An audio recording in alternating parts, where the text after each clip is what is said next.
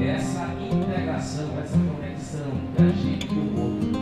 E o assédio moral nada mais é do que a integração do mundo. O CONOJAF de Teresina, realizado entre os dias 4 e 6 de setembro de 2018, reservou 2 painéis para tratar de temas de difícil abordagem: assédio moral e suicídio.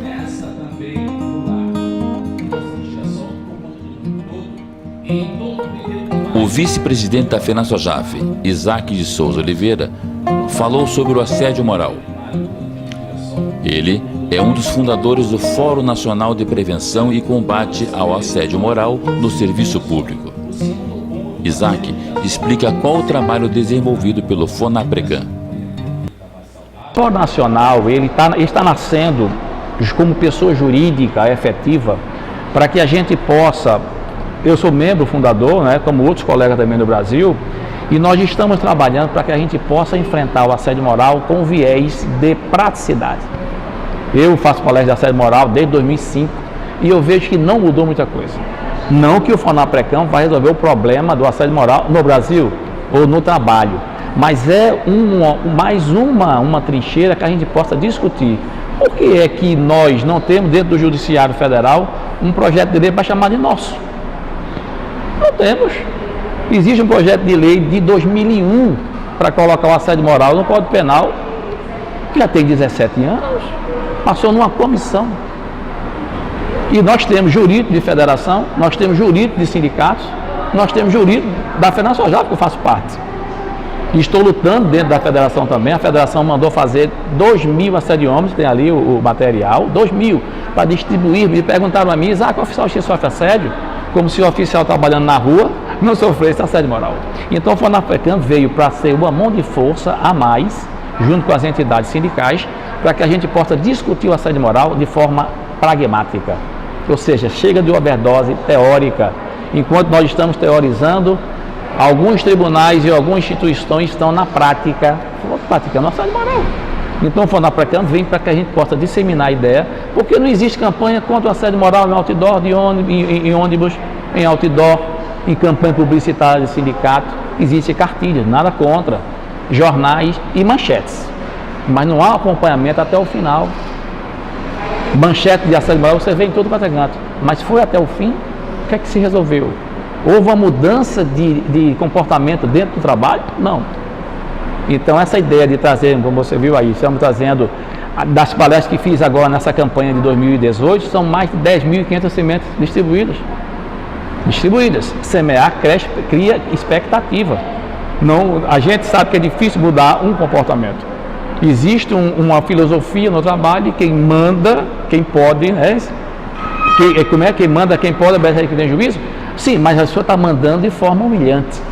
Isso o ordenamento jurídico proíbe. A proteção legal nós já temos. Nós não estamos sendo efetivos para fazê-la ser cumprida.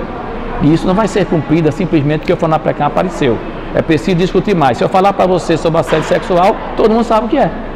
O assédio moral ninguém sabe o que é. Pode estar sofrendo, adoecido e não sabe o que é. Existe uma dificuldade até de mudar a cultura. Por exemplo, a cultura do girassol. Algumas entidades que eu já fiz palestra, eu digo, eu estou indo viajar para fazer a palestra. Você providenciaram isso? Não, Isaac, está sem verba para isso. Não, só faço se tiver. Porque tem que quebrar a resistência. Então a ideia da semente é, o girassol ele não representa somente uma flor bonita. A FENASOJAF adotou essa campanha, o FONAPRECAM adotou também. Porque é o seguinte, o girassol, ele representa justamente esse movimento em busca da clareza, claridade, transparência, nitidez, agregando a isso a dignidade, o respeito. E o assédio moral acontece onde? Na obscuridade, justamente onde não há luz. Eu chamo você, dou uma sova aqui em você, moral, você sai do meu gabinete, ou seja, onde for, você não conversa com medo de perder o emprego, com vergonha. Então o girassol ele representa essa clareza, essa claridade, nitidez em cima dessa situação. Além disso, o girassol, em cima da pesquisa que fiz para lançar essa campanha, ele representa também o seguinte, essa liberdade emocional. Esse fim da escravatura psicológica. Por que escravatura psicológica? Esse contraponto que eu faço do girassol é, Van Gogh pintou aquela série de girassóis em 1888, na França. Girassol de Van Gogh. 1888, fazendo a ponte no Brasil, a libertação dos escravos, a Lei Áurea.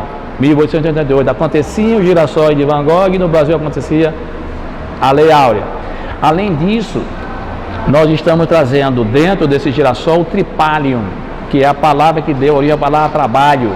Você está indo para o trabalho ou para o tripalho, que é o objeto de tortura. Então, quebrando um pouco essa casca da juridicidade, da lógica, do formalismo, estamos trazendo um pouco de humanização nas relações laborais. E essa flor, esse girassol representa tudo isso. Então, quebrar um pouco isso, porque a gente está acostumado muito a ser legalista, mas nos preocupa com a empatia, a gente nos preocupa como é que o outro está, olhou no olho, não olhou, eu quero isso para agora, não, eu quero que você faça isso, fulano faria melhor. Esse excesso de legalismo está acabando com a saúde do trabalhador. Então, alguma pergunta veio, o FONAPRECAM é mais uma ferramenta de expansão desse debate, é preciso aumentar esse debate. No Rio de Janeiro, não foi um caso de assédio, porque foi um fato pontual, um colega nosso, ele tinha a cobertura do tribunal para só ir nesses casos acompanhado da polícia, né, porque ele certificou e tal, mas o juiz determinou que ele fosse sob pena de multa de R$100. Né? Ele esteve conosco em Belo Horizonte, analisamos o caso dele, olha, não é um caso de assédio moral, tá certo? Mas abuso de poder, abuso de autoridade, pode-se pensar. O assédio moral seria que ele deu um despacho humilhando, isso não é oficial. No outro dia, ou na outra semana, outra canetada de forma pejorativa, aí você vai fazendo a sequência. Isso já você já está adoecido, né? O assédio moral, quando ele vem de cima para baixo, ele é pior do que quando ele vai de colega para colega.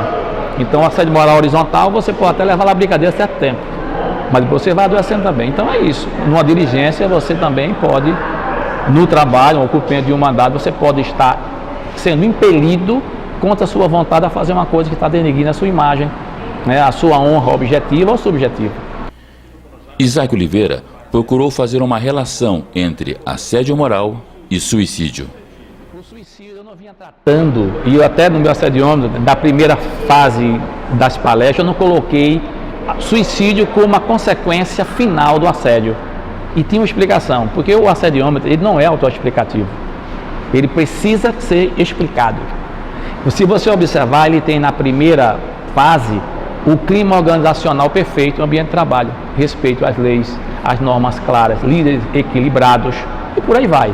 Reuniões periódicas para análise do clima organizacional. Aí tem assim, ambiente ecológico. Por que é o ambiente de trabalho ecológico? É bom para todo mundo.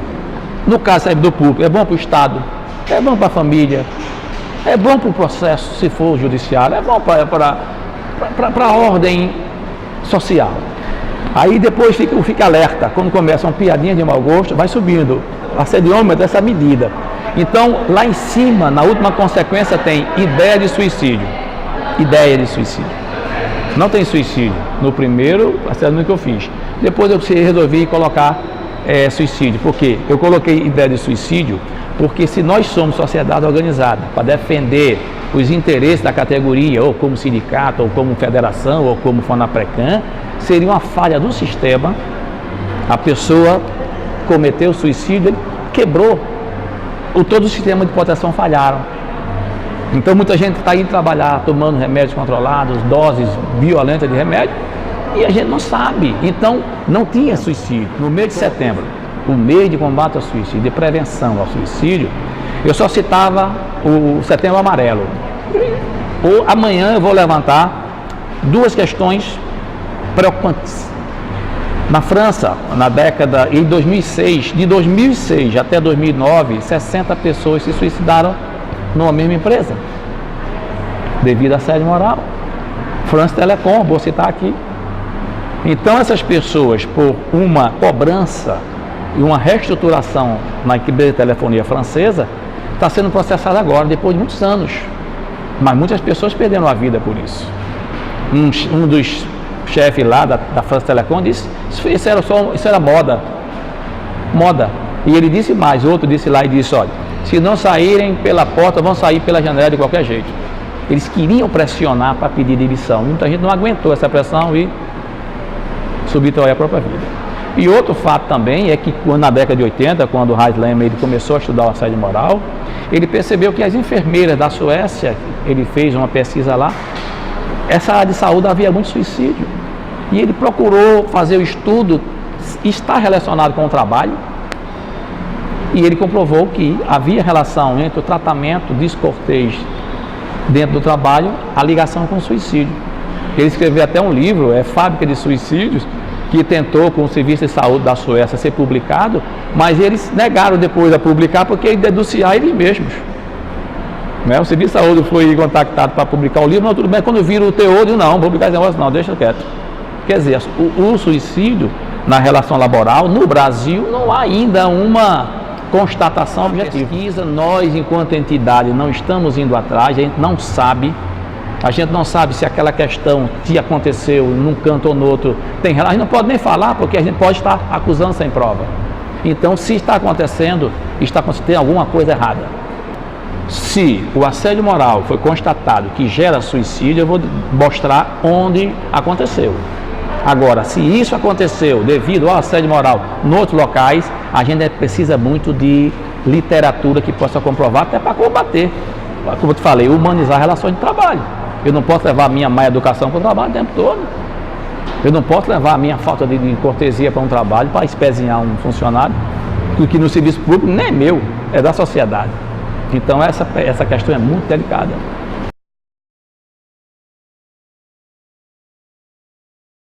O bullying, ele seria mais o assédio moral infanto-juvenil. Nas escolas, e tem até uma lei que disciplina, mas não pune, né? Tem o cyberbullying, tem a pessoa muda o rosto, bota o rosto de uma mulher, uma roupa de homem, bota uma roupa de mulher, esse bullying cibernético e tal. O assédio moral e bullying, ele tem uma nomenclatura, dependendo do país, o assédio ou mobbing, o assédio moral. Então, assim, a diferença mais do assédio moral para o bullying seria mais a questão da autoridade e outro da valentia. No bullying, eu preciso de uma plateia para espezinhar aquela vítima, caçoar com ela. O bullying infanto-juvenil seria o assédio moral. O assédio moral propriamente dito seria a humilhação, especificamente no ambiente de trabalho, nesse aspecto, que eu posso também assediar dentro de casa. Moralmente, a minha mulher, meu filho, eu posso assediar. Eu posso dizer, você é burro, você é incompetente, você não sabe fazer nada que preste. Eu que pago a conta nessa casa. Isso é um assédio moral. Eu estou humilhando a pessoa, atingindo a sua dignidade. Mas o viés aqui é o assédio moral no trabalho, que é pior ainda, né? Eu não sou parente da pessoa, eu no serviço público não estou pagando a conta da pessoa e estou espezinhando. E eu, por exemplo, o assediado, eu não posso pedir as contas simplesmente porque você me assediou, vamos dizer. Eu tenho que cumprir minha tabela. E muitas vezes uma transferência que se pede é negada até para justificar ainda mais o assédio. Então, assim, muitas vezes você conquistar uma transferência seria até um prêmio, né, para você sair daquela situação de assédio. Então, assédio e bullying, ela tem essa diferenciação, porque o bullying seria mais o valentão, que quer se livrar de alguém, quer espezinhar, quer caçoar. Então, seria o assédio moral infanto-juvenil, que é mais ligado para... Na Inglaterra, o assédio moral é chamado de bullying. E em outro lugar, é mobbing, que muda, né, porque o mobbing, ele é uma palavra emprestada da relação das aves, que quando as aves se sentem ameaçadas por uma intrusa, elas se juntam em bando para afastar. Entendeu? Então esse Highlander percebeu essa correlação do mobbing, né? Ele deu esse termo de psicoterror na década de 80. Os movimentos das aves, elas procuram, aqui tem uma área de nidificação, aqui tem ninho da minha espécie, e esse aqui é maior do que eu chamo os amigos para fazer esse mobbing, para fazer esse tumulto ali, para afastar aquele lá, fazendo voo rasante, alguma coisa. Então ele fez esse contraponto quando estudou essas enfermeiras. Ele viu que as pessoas faziam isso com as outras, ele deu esse nome de mobbing. Interessante. A segunda parte do painel foi sobre suicídio. O oficial de justiça aposentado do TRT da 2ª Região, Ivo Oliveira Farias, começou sua palestra com um relato que emocionou os presentes. Muitos de vocês talvez saibam, porque eu fiz questão, quando isso aconteceu, de, na sequência, fazer algo que foi inédito no país, que é abrir mão do anonimato. No dia 13 de março de 2014, a minha filha mais velha foi vítima de suicídio. A gente sempre fala assim, vítima de suicídio, porque não é se suicidou. A pessoa não se suicida, ela é vítima de um suicídio. Isso é algo que a gente pode aprofundar na roda de conversa. E hoje fazem 4 anos, 5 meses e 23 dias. E a forma que eu encontrei de conseguir seguir existindo, porque vivendo não mais, a gente aprendeu, eu logo fui sugerido ir a um grupo de apoio, e nesse grupo de apoio, logo na primeira vez, já me foi informado, esse é um luto eterno, ele não acaba nunca. Independente do tipo de perda, de um amigo, um pai, um filho, um irmão, é um luto que não acaba nunca.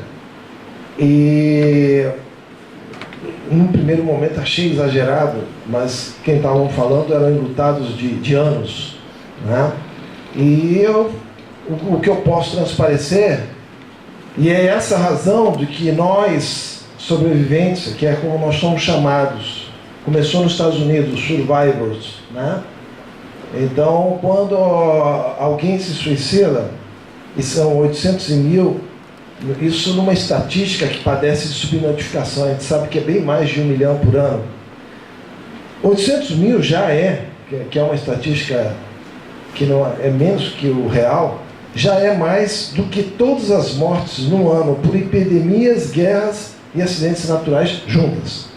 Então isso é a chamada a chamada epidemia silenciosa, a tragédia silenciosa, porque por milhares de anos ninguém fala disso. Então, quando alguém tenta o suicídio, que é o sobrevivente tentante, ele fica no anonimato, porque ninguém vai entender aquele drama que ele vive. E os que ficam, adultos que ficam, né? O pai, o filho, o irmão, o parente, que perde o seu ente querido pelo suicídio, ele também fica no anonimato. No anonimato, inclusive, porque muita gente que não tem proximidade não fica sabendo que a pessoa se suicidou. É dito, não, morreu, os famosos é normal, morreu dormindo, foi um mal súbito e tal, porque muitos dos familiares dos famosos é o recurso que encontram para ocultar o suicídio. Porque esse é um luto que coloca culpa, vergonha, né? Porque o ente querido preferiu se matar a continuar entre os que amava, né? O enlutado, ele sofre, ele se sente incompetente, que não pôde fazer nada, não conseguiu perceber, impotente, incompetência e impotência, vergonha, culpa, responsabilidade. Sobrevivente lutado pelo suicídio, Ivo Farias usou a pós-venção para ajudá-lo a continuar sua vida. A pós-venção é um complemento à prevenção. É para lidar com quem já perdeu o seu ente querido. Então, os que ficam, que são conectados a esse que se foi, precisam de apoio, precisam de acolhimento. E isso é a pós-venção, são as ações nesse sentido. Então, para isso tem um grupo de apoio, que é um mecanismo de fortalecimento de vínculos com outras pessoas que estão na mesma situação. E também, é claro, a pessoa tem que buscar ajuda psicológica, reconhecer-se em fragilidade, em situação de fragilidade, e aceitar ser ajudado e ser acolhido. E aí é todo um aprendizado para entender essa nova situação em que ele está. Porque, na verdade, ele deixa de viver para passar a lutar para se manter vivo, que é a condição dele de sobrevivente, que é o termo adotado para pessoas como nós, sobrevivente enlutado pelo suicídio. Tem também um outro tipo de sobrevivente, que é o sobrevivente tentante, que é a pessoa que tentou o suicídio, que graças a Deus não se consumou e que quer evitar de chegar a uma outra tentativa, né? Porque a pessoa não se mata porque quer, ela quer acabar com a dor e às vezes chega a fazer algo que ela racionalmente ela não faria. As pessoas, sejam sobreviventes tentantes ou sobreviventes enlutados, tem que buscar uma forma de ressignificar a sua existência, buscar um novo sentido para se sobreviver. E aí é de cada um como vai fazer isso, né? Tem várias alternativas. O grupo de apoio é a melhor forma de a pessoa se redescobrir diante dessa situação e ver qual o caminho que vai fazer. Eu, no meu caso, além de ter seguido, me aprofundando ainda mais na espiritualidade, eu busquei a militância em favor da causa da prevenção e pós-venção ao suicídio. Já que, por natureza, eu sempre fui um militante da sindical, na minha categoria do Judiciário Federal, ao qual pertenço, oficial de Justiça Federal, liderei mais de 20 greves e tal, então foi um caminho natural para mim, né? Eu até entendo que todos esses mais de 30 anos que eu fiz de engajamento e de luta e militância estão servindo de um grande aprendizado e uma estrutura de apoio para mim, para agora essa nova militância. Mas enfim, o caminho é de cada um, né?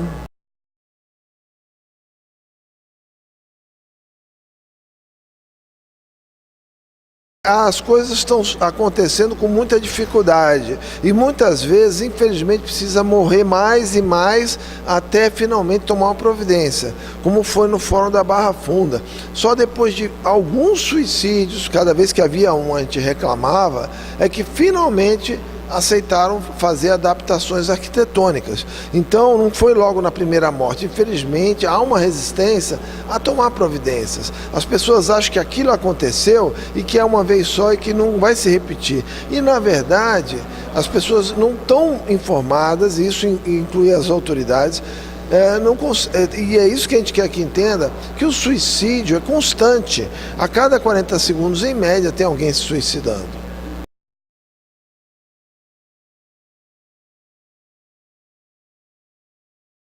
Há uma conexão muito grande, porque o assédio moral é algo muito presente no ambiente corporativo, e isso não é uma exceção no Judiciário Federal. A pressão por metas, por resultados, a disputa de cargos e condições melhores ou não para os locais de trabalho passa exatamente por muita pressão. É esse equívoco de obter resultados, né, a pressão do capitalismo, através do assédio. Então a pressão para resultado. E aí o que ocorre é muito sofrimento, licenças médicas e tal, e suicídios, né? Hoje nós tivemos uma roda de conversa. Foi a primeira vez que aconteceu isso no Congresso, e talvez os próprios colegas da Justiça Federal e do Trabalho nunca tinham participado disso. Como é que é essa dinâmica? Então, essa é uma dinâmica muito usual no ambiente universitário, né? Eu mesmo já participei de algumas rodas de conversa, e é uma forma de circulação de ideias onde os participantes são ativos, porque numa palestra normal as pessoas ficam sentadas assimilando o conteúdo, e que é bom. Mas a roda de conversa, você, a partir de um conteúdo que você assimilou, você vai colocar as suas reflexões, vai debater, interagir, enfim, vai instalar uma interlocução cruzada e coletiva entre todos os que participaram antes da palestra. Então, por isso que no dia seguinte, hoje, no caso, fizemos no mesmo horário uma roda de conversa sobre o mesmo tema, para exatamente aprofundar a compreensão e o entendimento de um tema desse que não passa só pela mente, mas também pelo coração, né? E é uma dinâmica inédita, nunca houve no sindicalismo do Judiciário Federal, nem no ambiente do oficialato. Então a gente tinha uma preocupação se os participantes iriam conseguir entender. Salvo alguns erros de alguns que digamos, fugir um pouco a dinâmica, a maioria se adequou e evoluiu muito bem, e o sentimento geral é de que essa é uma experiência que tem que ser repetida todo ano.